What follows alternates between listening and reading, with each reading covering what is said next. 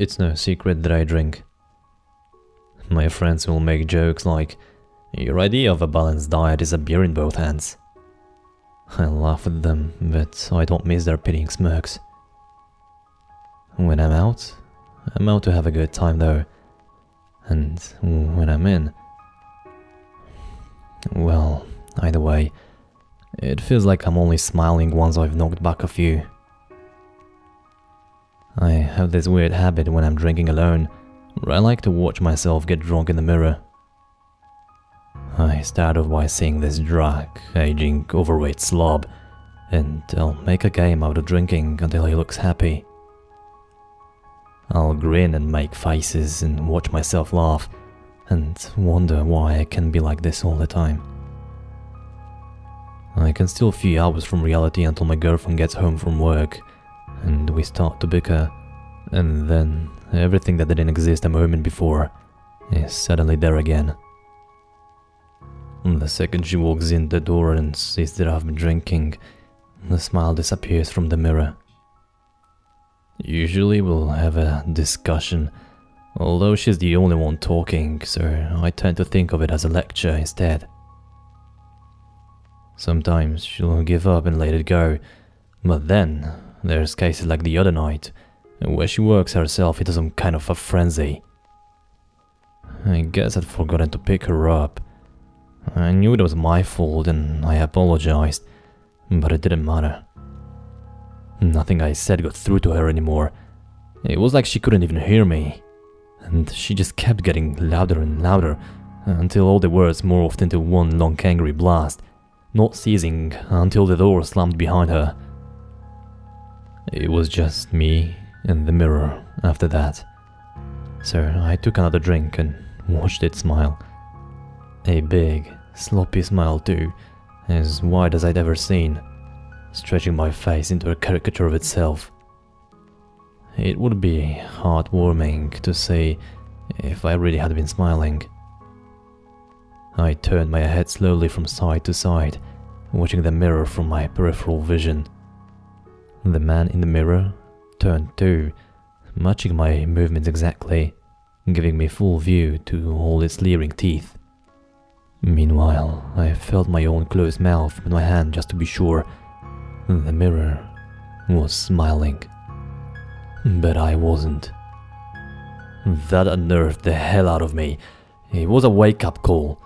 I emptied the rest of my bottle down the sink and went to lie down for a while. The weird thing was that I didn't feel that drunk though. I was walking straight, thinking clearly, and was barely even buzzed. Lying there in the dark and thinking about what happened wasn't any better. I felt like I was going to start sobbing. After an hour of tossing and turning and hating myself, I got up to use the bathroom and looked in the mirror again.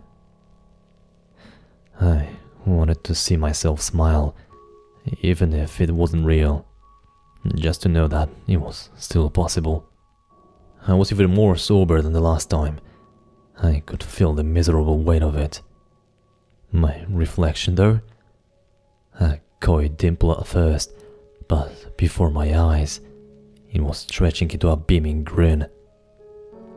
I felt my slack, loose face again with both hands. Then, reaching out to touch the smile in the mirror, my hand tensed into a rigid claw. I didn't feel glass. I felt the warm, moist, tightly pulled lip. The stubble of its face, the curve of its chin, my hand slipping through the mirror as though it wasn't even there. I wasn't afraid exactly, more mesmerized by something so far beyond my understanding. Then, when my reflection turned to walk away, it felt like a part of me was living with it. I watched myself exit the bathroom on the other side of the glass. Now the mirror showed an empty bathroom. My reflection gone. I touched the glass again and felt the cold, smooth surface.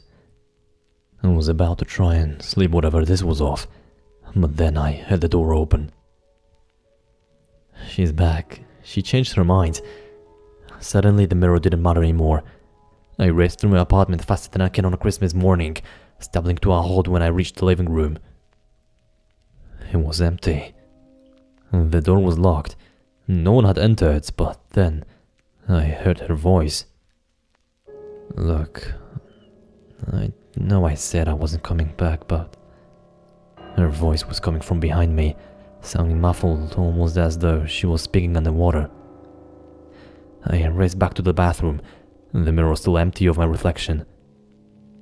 I was beginning to think it was another hallucination when I heard, "I'm so sorry. I'm going to be a new man from now on, I promise." My own voice, coming from inside the mirror. It was muffled too, seemingly a long way off.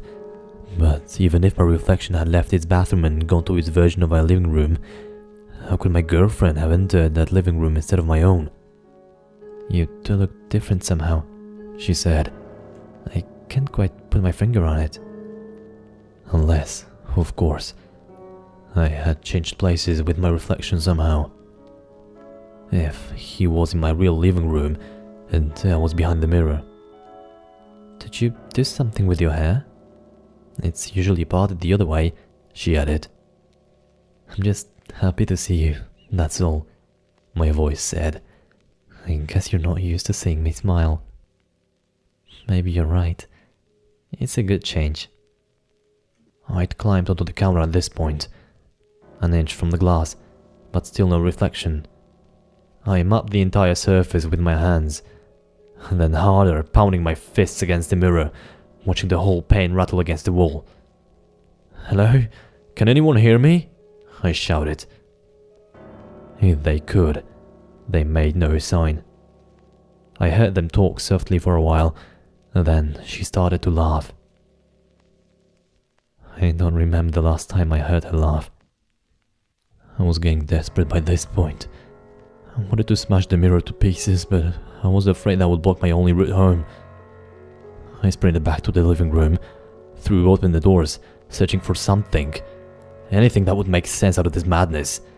I didn't make it far before I heard her scream though, and I felt compelled to run back and see what was going on. My heart leaped when I saw my reflection against the bathroom mirror. He was still smiling, even humming to himself while he washed his hands in the sink, washing the blood from his hands. I couldn't hold myself back anymore. I threw my whole body against the mirror. It exploded on impact, splintering shards of sharpener, showing 1,000 bloody hands which rained around me. It didn't stop, hurling myself again and again into the empty frame, smashing and driving each fragment of glass into my hands until there was nothing left but diamond dust. I was heaving for breath when I walked back into the living room. My real living room. I know it was real because I saw her on the couch, her throat and mouth cleanly slit from end to end, smiling wider than she ever had when she was with me. I took my keys and my wallet and I ran, leaving everything else behind for good. The police caught up to me about a week later. They interviewed me and took prints, but apparently the ones on the knife didn't match me. They were completely backward, in fact. I hadn't had a drink since that day, but God knows I've wanted to. I guess I'm just too afraid to look in the mirror one day and see myself smile.